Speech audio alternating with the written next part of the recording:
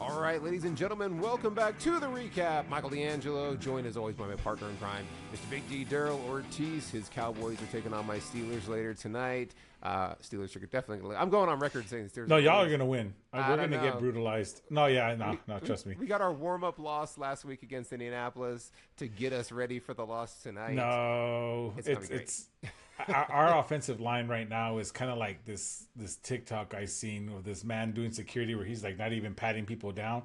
That's our line in a nutshell. Honestly, they're just like Our line's not that good either. Fields has to run for his life all the time, and Wilson's not really any good, and we can't score a touchdown. So it'll will be today. interesting. It might be a competitive game. This will be the interesting thing. But enough of that about that. We also had bad blood this weekend. The PLE from WWE, just what we're really here to talk about. And we are going to dive right into all the action, just like they did, kicking off with the Hell in a Cell match. Like, they started off with what I think hot. was really the headline hot match. I mean, even on all the graphics, it was CM Punk, That was Drew the McIntyre match, for yeah. the Hell in a Cell. That was the match. Big D, what did you think of Hell in a Cell? So I actually thoroughly enjoyed it. Dare I say this was probably my match of the night. And I'll explain that here in a sec. But they came out, of course, with CM Punk. I noticed one thing I just want to make a note of is I noticed they painted the cell now. It's like a light gray now. Which I think I kind of like better because when they're trying to do the red one, I don't know if you remember that, you couldn't see anything in there. So Yeah, I you mean, I didn't like the red cell. yeah, at all. then they went back to just regular plain chain link, and then I guess now they powder coated it, but it looks good. So I'm curious about that. A lot of symbolism in this match, but what I liked about it most was, of course, both men come out and they are like extremely focused. Drew McIntyre wearing all black and even wearing a black armband, saying that was in memory of CM Punk, kind of calling his shot there. And this was a blood feud, and that's exactly what it was. I mean, both men got busted open the hard. I think Drew was the hard way. CM Punk, I can't really tell because I couldn't see when he landed, but Drew got busted open when he got hit with the. I feel like they both bladed on that though, because I You went think back so? and rewatched the toolbox. Oh, Yeah, okay. because when he swung the toolbox and hit it, and then he immediately put his hand right in his hair okay. right I afterwards, missed and then that. fell backwards. And I was like, did he? Because you notice how much he was like drenched. He was And I dripping, Like, the yeah. First time, I'm like, did he like do a blood packet? Because that's a lot of blood that quickly. And then I was looking at it, and I was like, I wasn't sure, but I think they both bladed in it. I know CM and it Punk was did. really Yeah, that's set up. old school. He does that. Yeah. So yeah, I knew CM Punk did, but Drew I wasn't sure. But yeah, there was a lot of great spots in that match. I mean, there were some a little over the top selling on CM Punk's part. I think when he got thrown into the cell, he kind of like sold it like he got thrown against an electric fence.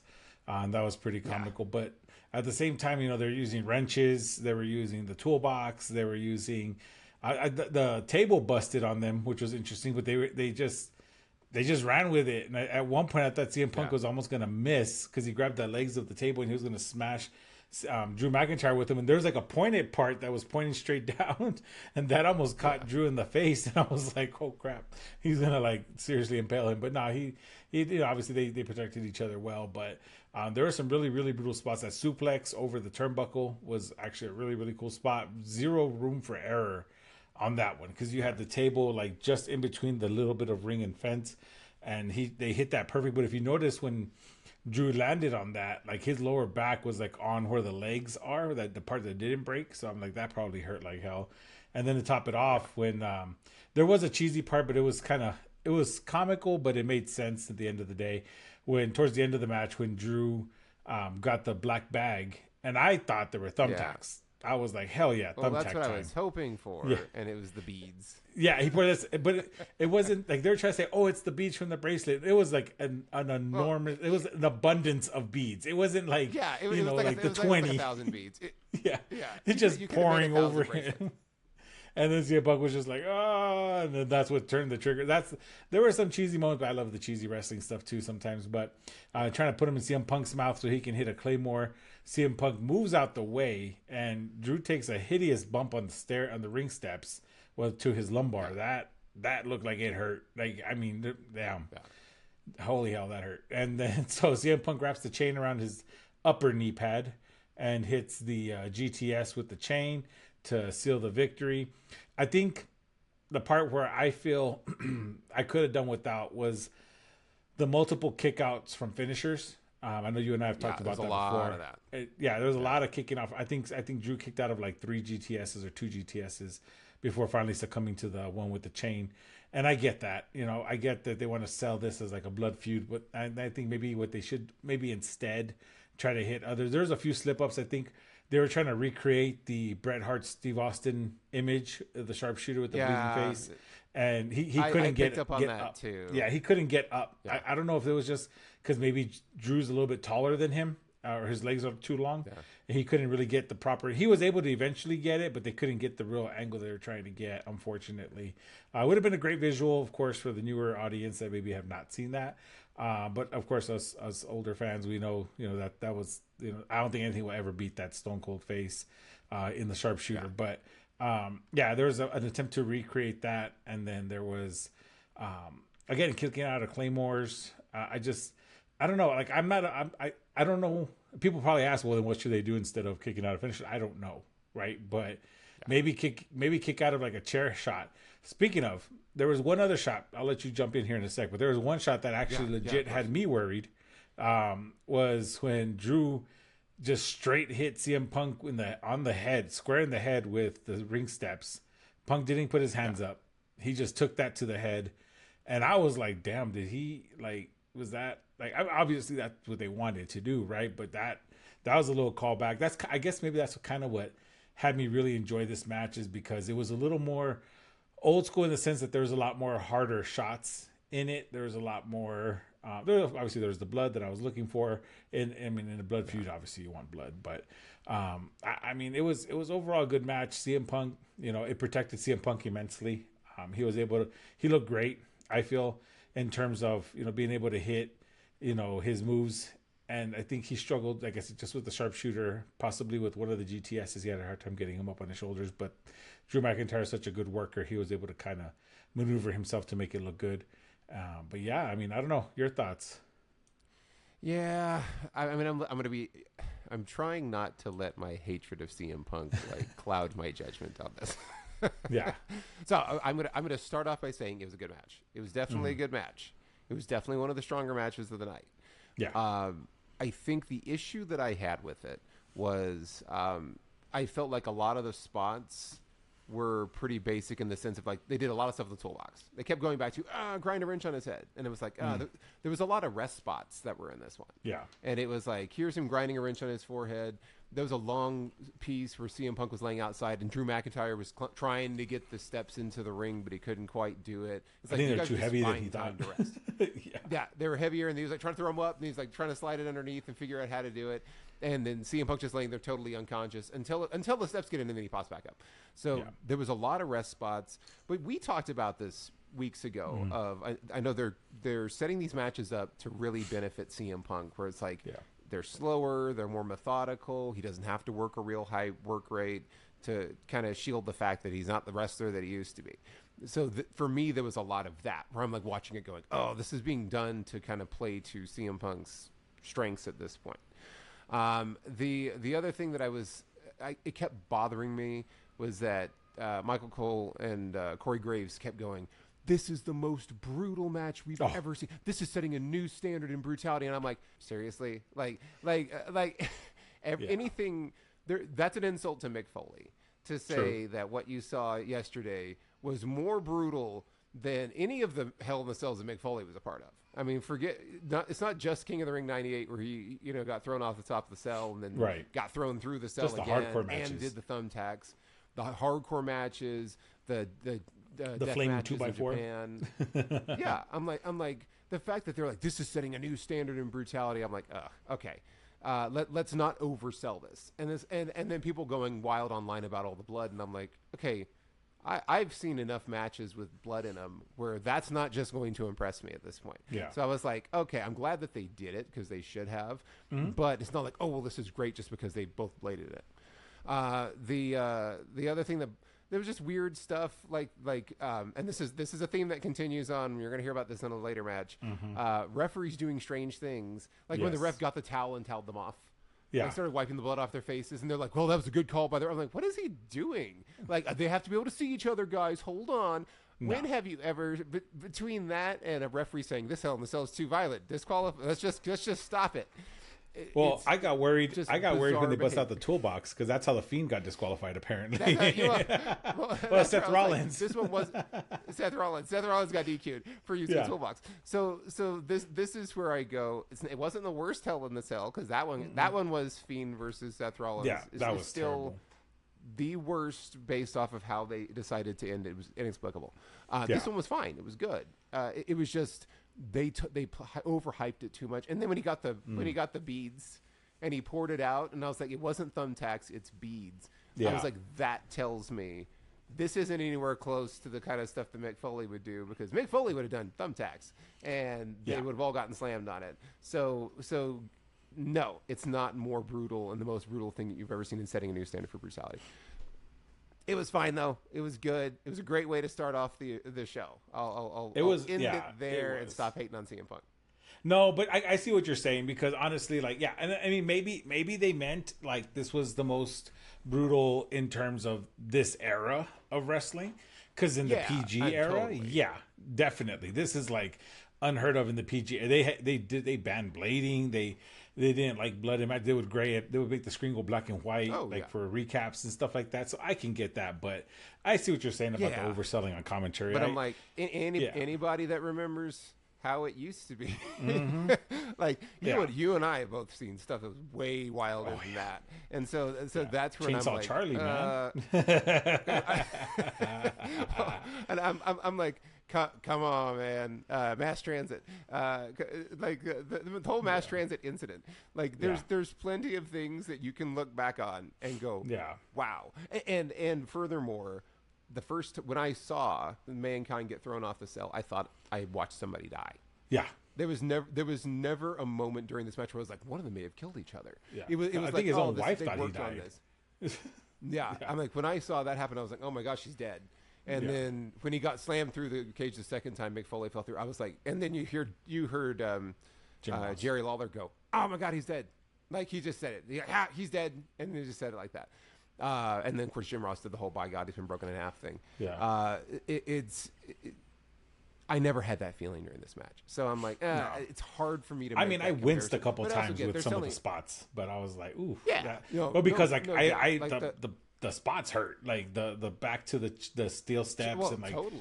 the unprotected headshot with the steps. I was like, damn. But I mean, yeah, I'm just like, but by comparison, True. Look at Mick Foley's like body now at this point, like everything that he's been through. He really did put it all on the line. So I was like, I got a hard time with them trying to oversell it, but but it was good start. Well, tough match to follow, but Nia. Yeah, tough match to follow, indeed. So Bailey versus Nia. Oh, just to clarify, we had both picked CM Punk to win. So That's right, my bad. Yeah, we both picked CM Punk to win. Yeah. You beat me on this time's prediction, so I am gonna bow to that. I missed it by a couple. No, but I just got lucky on this one. We have Bailey versus Nia Jax next, which I kind of count this one as we're both wrong, I guess, because we both picked Tiffany Stratton would cash in. Right? The only thing is that Now, I you think we predicted had Nia the to win. winners. I picked didn't Nia say would the win. winner. I just said she was going to interfere. Oh, you didn't say the winner? Oh, okay, yeah, because I wasn't sure if you'd gone with Bailey. I was like, Nia will win, but Tiff will cash in. So this one's kind of, this one's iffy. So I did not like this match. and it might have been because it followed Hell in a Cell. True. It felt like there was a lot of weird botches. So there was a point where Nia Jax did this kind of strange. She kind of fell, and they were like, she did a Hurricane Rana reverse, which it wasn't that at all. Like when you saw her. She kind of slipped and fell off the top turnbuckle, and then Bailey just kind of stumbled forward, and they were like, hey, it wasn't pretty, but it was really effective. And I'm like, no, she kind of fell, and then Bailey was like trying to just help out and just dumped herself forward. It looks terrible. Nia's costume, she looked like the Kool-Aid guy, which I was like, her ring gear was poor choice. I wasn't a fan of it, so I was already kind of like, the match just wasn't good. For me, there was a lot of little botches here and there. And then you got, to make a long story short here, you get to the end and you have Tiffany Stratton trying to do the cash in where her music hits and like Bailey's about to win. And then Tiffany comes running down and then attacks with the briefcase. And then, right before this, the referee had been like squashed by accident by Nia Jax. And then they were just kind of, there was like confusion, and they're like, well, the referee was confused, thinking she was trying to cash in, and I'm like, no, she was trying to cash in. Like, why would you say the referee was confused and that Tiffy was really there to help out Bayley? Because I didn't get that impression. It looked like it was an actual cash in, and then it was a cash in that just kind of got stopped midway through because Nia's like, what are you doing? And I ended up hitting the Annihilator, and that was that was it. And then she kind of walked off, and the official cash in never happened. And when it was over with, I was just like, well, that was kind of a waste. I wasn't really looking forward to Nia Jax versus Bayley 2. I didn't. For me, I was like, this whole thing should be done as a pathway for Tiff to do the big betrayal at Bad Blood, and then they've been teasing it, and like Nia grabbed her with a chokehold and threatened her like a couple of weeks ago. Like, they've done this whole thing, and now I'm like, okay, this has been over teased now. Because now she's like, oh, well, I'm mad at you, Tiff, but just leaves. And just kind of walks off, and Tiff's like, what am I going to do? I guess we'll find out on SmackDown. Like, they've drawn this out too long. To where now, if Nia doesn't realize that Tiffany's trying to cash in on her, Nia's an idiot. How do you keep this going? But what were your thoughts on this? I was just like, oh my gosh, it fell so flat for me after the Hell in a Cell.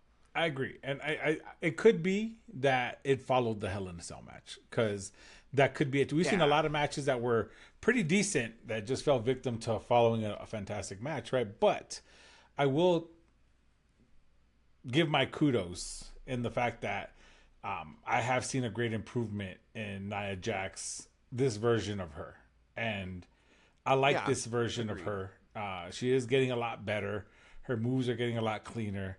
Her promos are looking a lot better. They finally found, I think, what fits for her. I talked about this last time too, how she's like that paranoid heel, which I think is a great fit, and I think she's doing it really well. Agreed.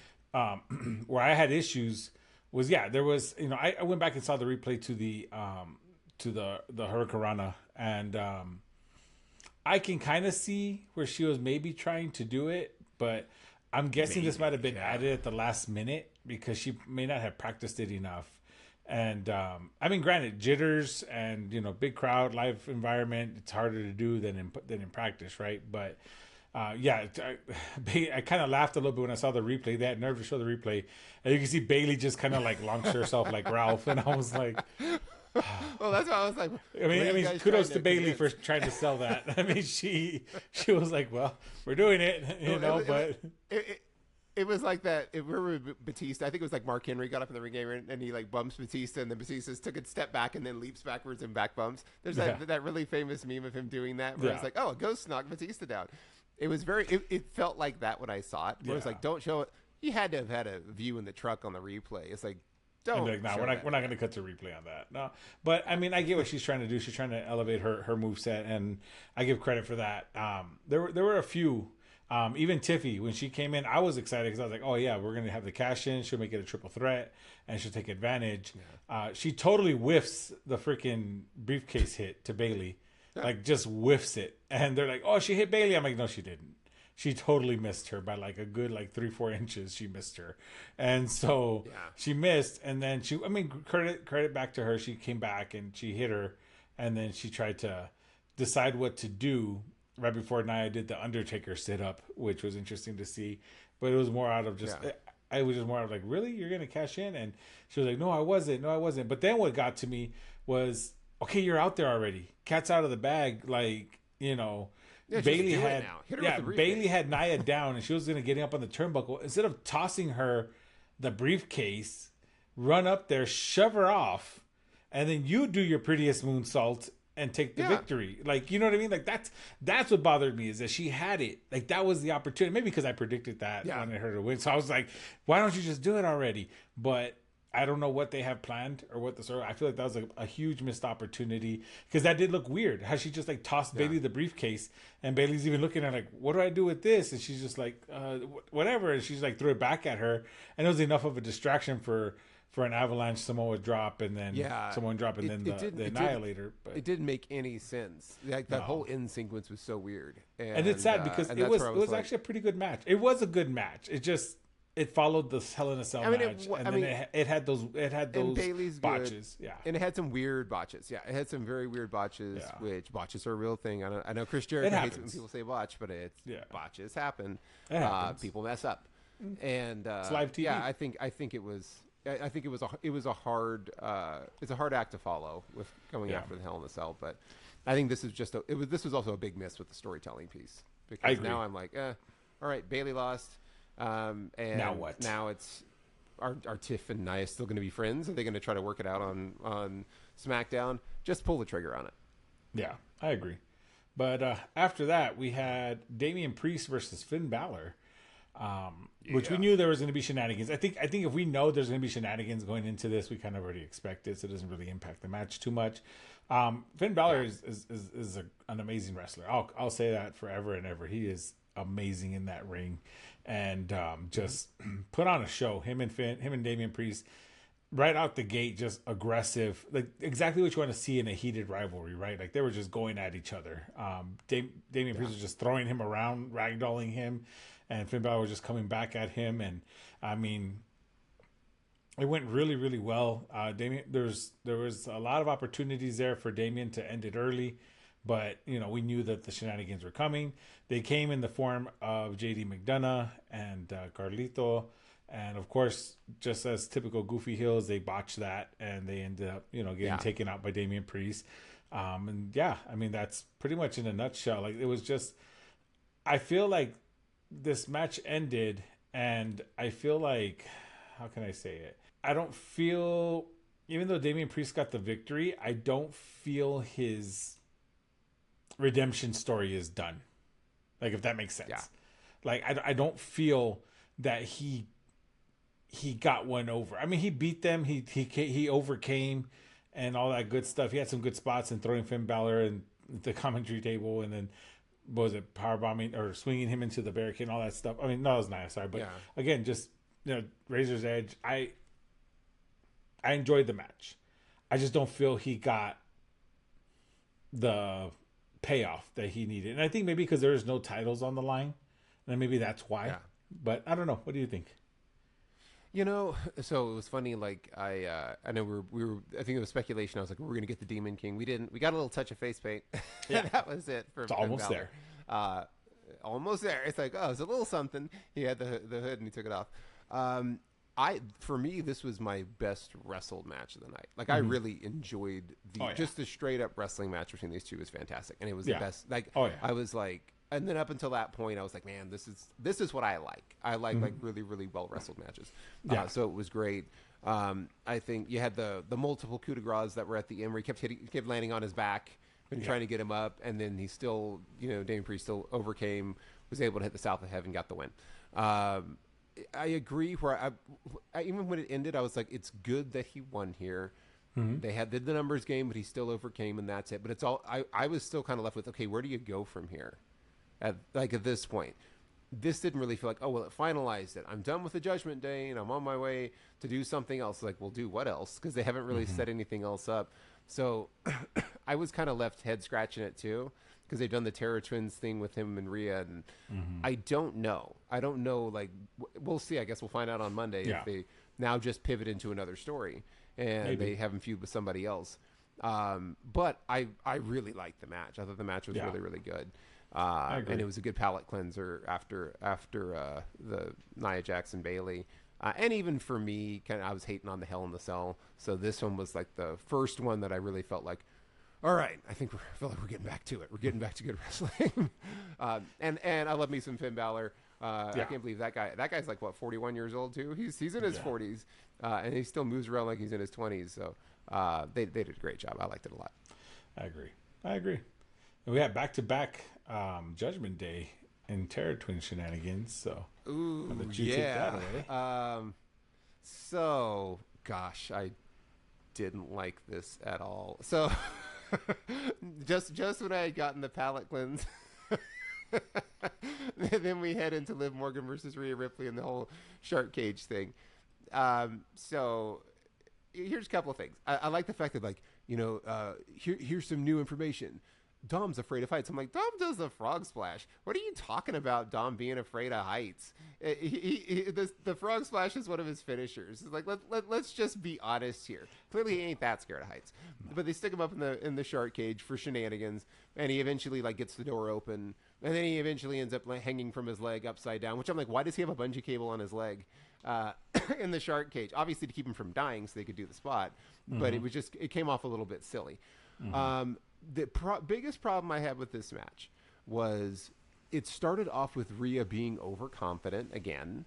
And like, all right, now that he's in the cage, I'm going to win. And it was her toying with Liv like early on and not taking her seriously. I'm thinking, Rhea, seriously, you haven't learned? Like from everything that's happened, because you did that before. And you lost, and you've had this has always gone badly for you when you've underestimated Liv and you weren't serious. And then she comes into this whole thing like kind of bragging and super overconfident and doing the whole swagger thing. So I didn't like that because it makes Rhea look like an idiot. And it makes her look like she can't learn from her mistakes. So she started off with dominating. Then it got to a little bit more back and forth where Liv started getting some momentum, and they were wrestling it well. It was just, for me, it was the storytelling of, like, really, we're serious. Like, I'm having a hard time empathizing with Rhea if she keeps making these dumb mistakes. So, as they get towards the end of the match, that's when you had Dom had got the door open, which is kind of standing there, just kind of hanging out with the door because he can't go anywhere. And then he does the tumble and falls out, and he's hanging.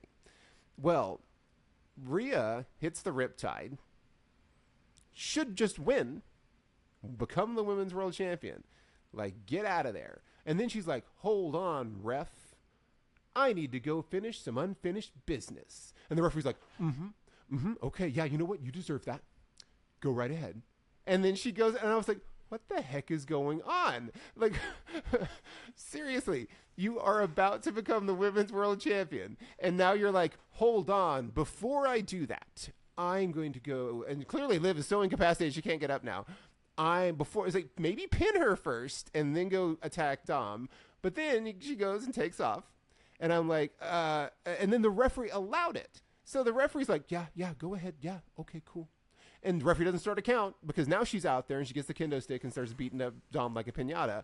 And the ref isn't counting. So the ref is now violating the rules of the match. She's not counting her out because she took so long setting it up. She probably would have been counted out because she's like slow walking and then go get the kendo stick. And the ref, again, going back to referees doing insane things that don't make any sense, he allows this.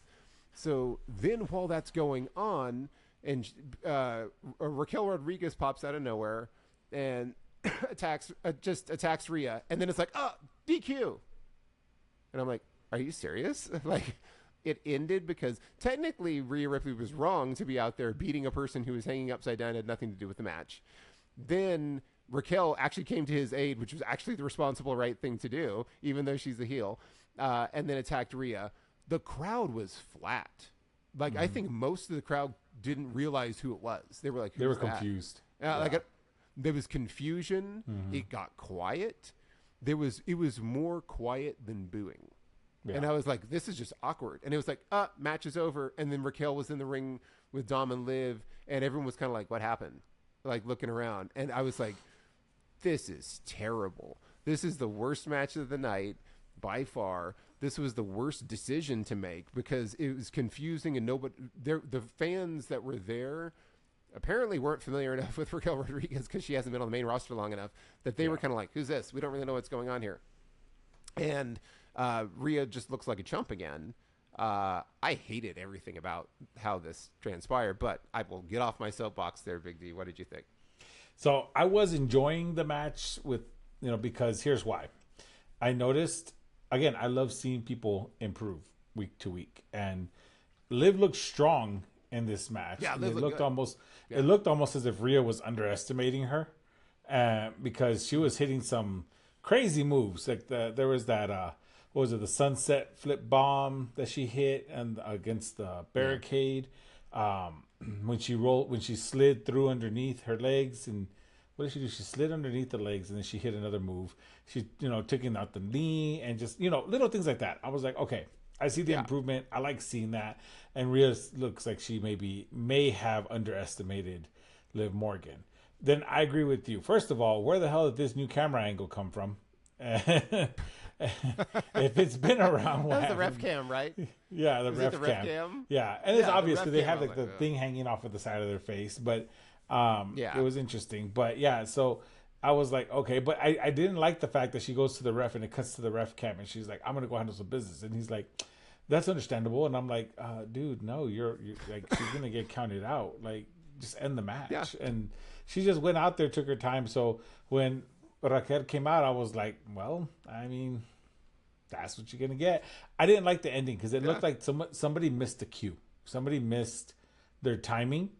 I don't know who. Yeah. Because what I thought was kind of a moot point at that time was she gets her, hits her, takes her inside the ring, hits her with a Tejana bomb, and then throws Liv on top of her for the pin, not realizing the ref DQ'd her like 5 minutes ago. Like, the match had been over, and you're over here still throwing Liv on. And then she realized it and just threw Liv back off of her, and then just picked her up. And it was just kind of it was mistimed. And my guess was very bumbling. Yeah, my guess was that she was supposed to sneak attack, hit the Tejana bomb without the ref knowing, so that Liv can get the victory. I think that was the finish that was supposed to happen, but it didn't. So we'll see how they come back from that on Raw. But I feel this is just to further the feud even longer. I'm happy to see Raquel Rodriguez back. I think she's a great wrestler too. She's great. Of course, being from Texas, she's awesome as well. But I think those were the problems I had with it. It was just ridiculous. And then talking about the shark cage, like, oh, he picked the lock. I'm like, you mean he slid the little lever? Because they zoomed in on it, and there's no latch. It's literally just like a lever that goes like this. And I'm like, you mean he just went like this and opened it? Like, at least the other ones, they had like a padlock or something. Like, I'm like, oh my God. Yeah. So I feel like that's what took away from the match. And to clarify, I did think it, like, Liv and Rhea wrestled it well, and I think Viv had a lot of spots where she signed on it well. Yeah. I focused too much on the hate on that one just because it did. The ending it was ruined a couple it. of things. It was Rhea going like doing the overconfidence thing where I'm kind of like, come on, like it's making it hard for me to be sympathetic towards you. Yeah. And then just the bumbling of the ending. And the thing with the referees now, it's like the new storytelling for WWE is, let's have the referee be a moron. Like, that's how we'll explain it. The referee messed it up, or the referee did this dumb thing, or the referee wasn't consistent with the rules. Like, that's their new way with storytelling now, is having a bumbling ref. So I'm like, I just did not like this. Yeah. But I feel the match could have been a lot better without those things. But yeah, so get to the main event. We had Cody Roman versus Solo and Jacob Fatu in the Bloodline. Of course, Bloodline does the entrance first, and now we know why, and it's because Cody had a marching band play him in, which I enjoy. I mean, I was in band. I did march and all that good stuff aside from sports. But it was cool to see that. And it bothered me. Yeah. I don't know if it was, I don't know if I was alone in this, because I used to play instrument. Obviously, I know timing and all that stuff. They were off cue, like, so hard. They were off with the music. And it was just I noticed the music went off because so I'm glad you brought this up because I didn't want to be the hater here. Because when they restarted Cody's song, I'm like, oh my God. Yeah, well, yeah, and that's what. So I was like, okay, I get what they're trying to do here, but I'm like, oh, it sounds a little off. And then they do the whole wrestling has more than one royal family, and then it's quiet, and then it's like, wrestling has more than one royal family. And then they started Cody's actual song. And I was like, why didn't they just play him out? Like, why didn't he They should have played him out because they were playing his song. Theme? They were playing. It's like they were playing Kingdom. So we heard Kingdom from them, and then we heard Cody's song, and then they started playing along with it and then stopped.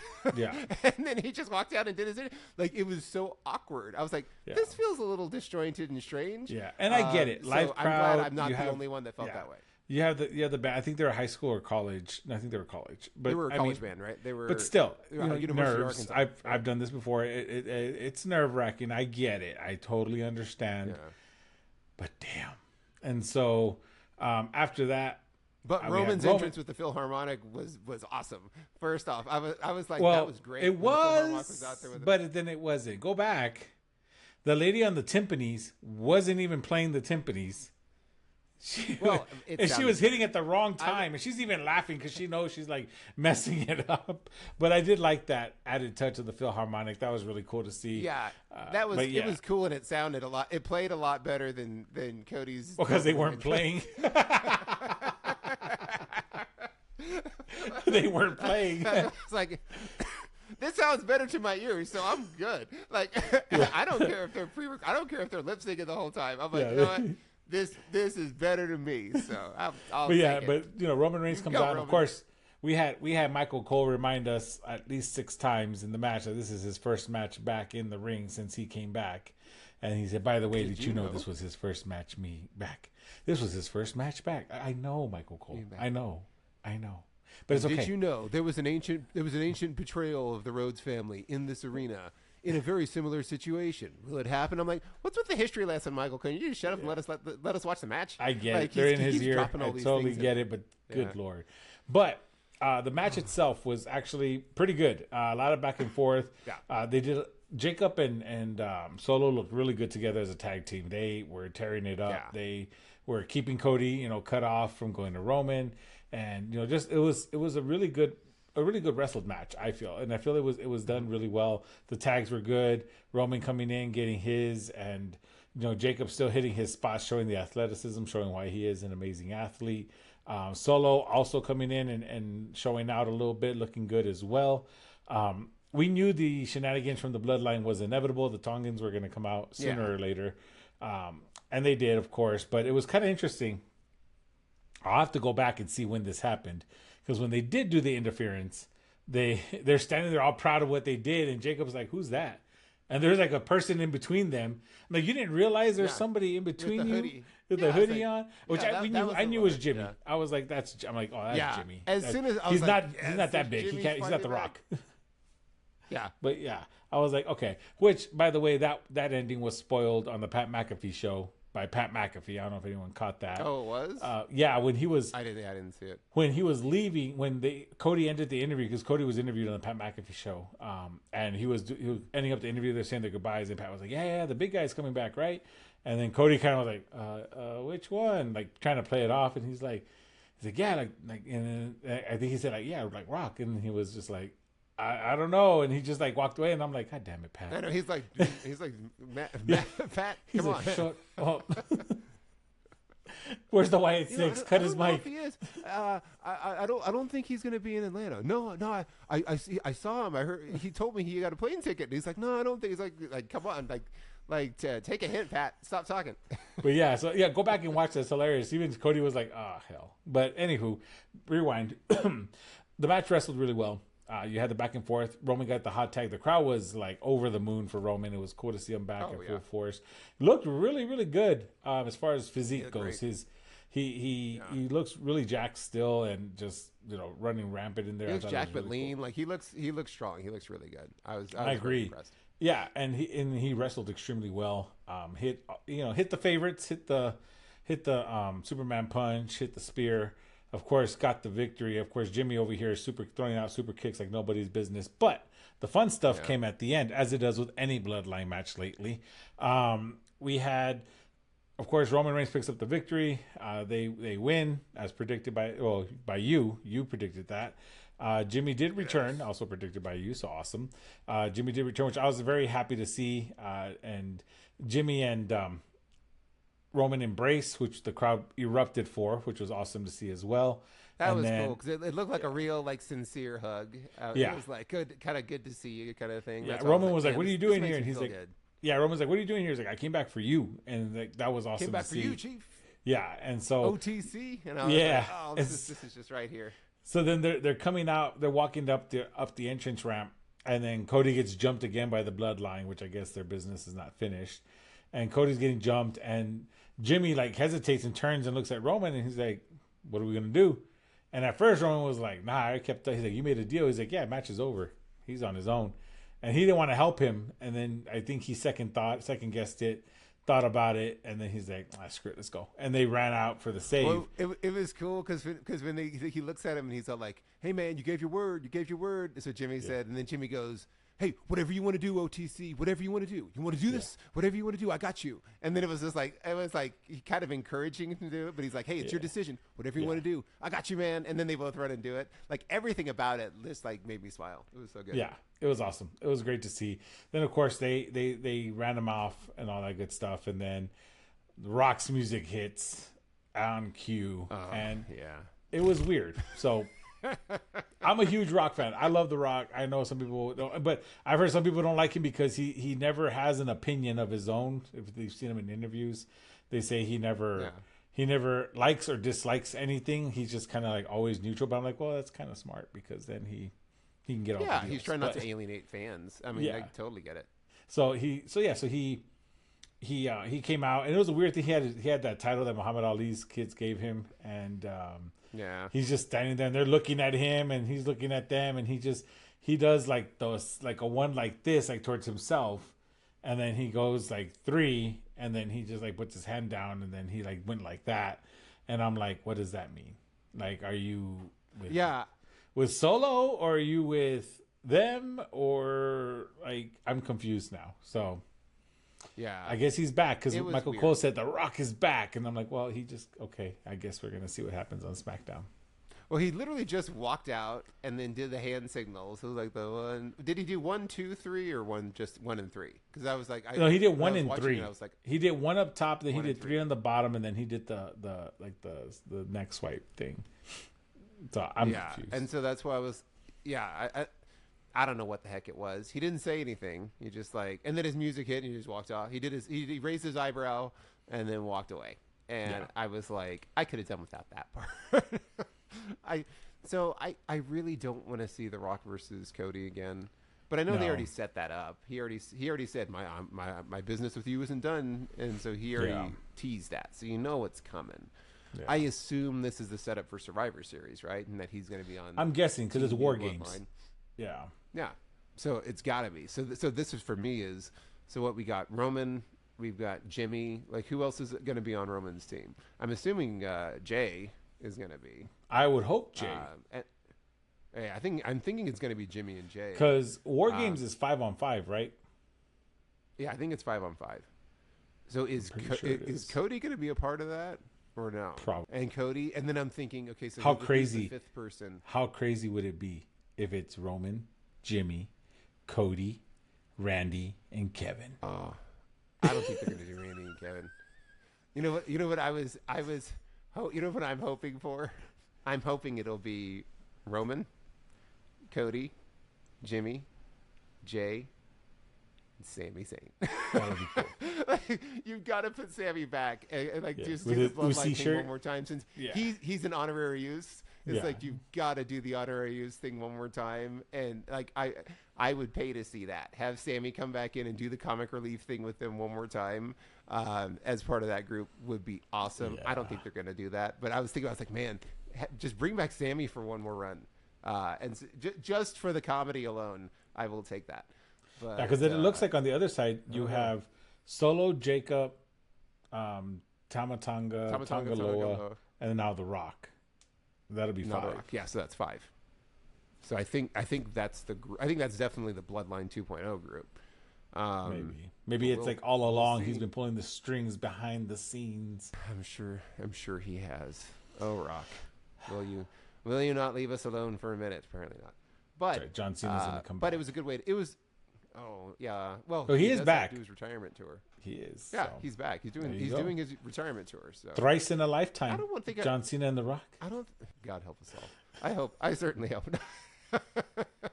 Although I'm sure they will do that because he's going to do his like retirement tour thing. So they'll probably make that happen. Please don't do it at WrestleMania. Let's just do it somewhere else. It'll be the headliner on night 1. One thing I forgot to leave out real quick. Sorry, before we wrap that up. After the CM Punk victory at Hell in a Cell, you had Triple H come out with a big announcement, which I'm on the fence about. Jewel.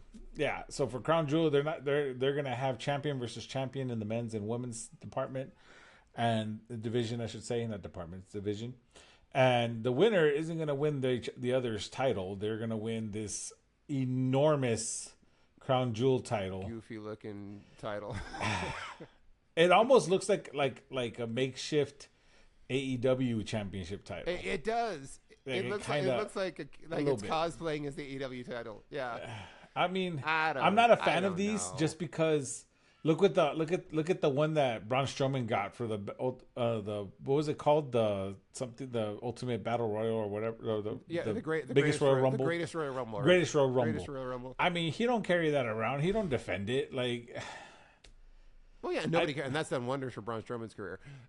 I hate this because every time they go do the show in Saudi Arabia, they make some gimmick title or some gimmick award. And then they're like, look, this is the greatest thing ever. And it's like, okay, I know you're doing that because the Saudis are paying you like $20 million a show. So that's why you're doing it. They're paying out. They're paying a huge amount of money. So they do these goofy titles. I don't like this because who's going to lose? Like, who are you going to sacrifice? And which champion are you going to make look weak? Yeah, exactly. Yeah. That's what I don't like about it. Then, of course, Gunther came out Gunther came out to talk trash to Goldberg, got Goldberg in the ring all worked up. But the only reason I bring that up is because Gunther gave one of the best one-liners to Goldberg I ever heard in my life. Because he's like, he getting out there and Gunther's like, yeah, sure, I got 3 minutes for you. I'm like, God damn. I was like, he ain't lying, Bill. He ain't lying. He ain't lying. That made it all worth it. That made the whole silly thing with the crown jewel titles. Made me forget about that because I was like, yeah, he owned you there, Bill. But that was. Oh, and go ahead. That was Bad Blood, and Gunther's defending his title against Sami Zayn on Monday night. So we'll see on Monday night. So we will see that coming up. That's what we got for the recap. PLE Bad Blood is in the books. We'll see you next week with all the happenings from this week because we got a title match coming up on Monday night. Don't forget to like, share, and subscribe. Thank you as always for all the support. Leave us comments and all that good stuff. And that's what we got this week. So until next time, I've been Michael D'Angelo. He's been Big D Daryl Ortiz. Have a great week, everybody. We'll see you soon.